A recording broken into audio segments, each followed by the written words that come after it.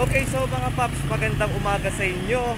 This is Daddy Reg and naghatid na naman tayo kay Iger. At since malapit na pala yung LTO Novaliches dito sa Sacre, naisipan ko lang dumaan at mag-renew ng aking lisensya. So, kala ko may jackpot.